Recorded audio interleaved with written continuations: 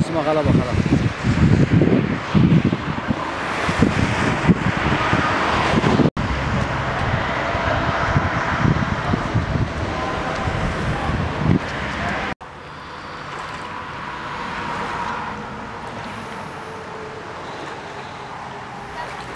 Ne diyeceğim?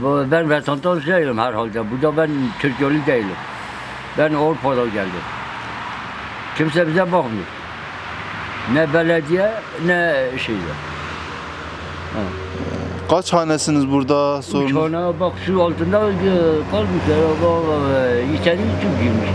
Biz daha evine gitmiyoruz. Orucuyuz. Nerede orucu şey yapacağız bilmiyoruz. Nereden elimi alacağım?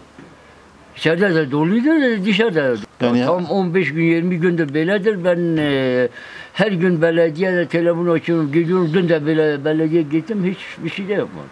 O da orada. Sizin bu kanalizasyon gideri nereye gidiyor, ne tarafa gidiyor, niye? Bunun burada gidiyorlar, bu tarafa, köprünün başına gidiyorlar. Bu tarafa da kanalizasyon buradadır. Ha, burada yakındır. 60 metre daha burada. Ha burada 60 metredir. Ha bu yolda. Burada çeker ettiği zaman o daha yakındır. Bu pislikle bir şey de şimdi ben orucuyum. Sen de gördün ben elde ekmek bunu ben eve getireceğim. O ben nasıl yemek yiyeceğim, nasıl şey yapacağım bilmiyorum.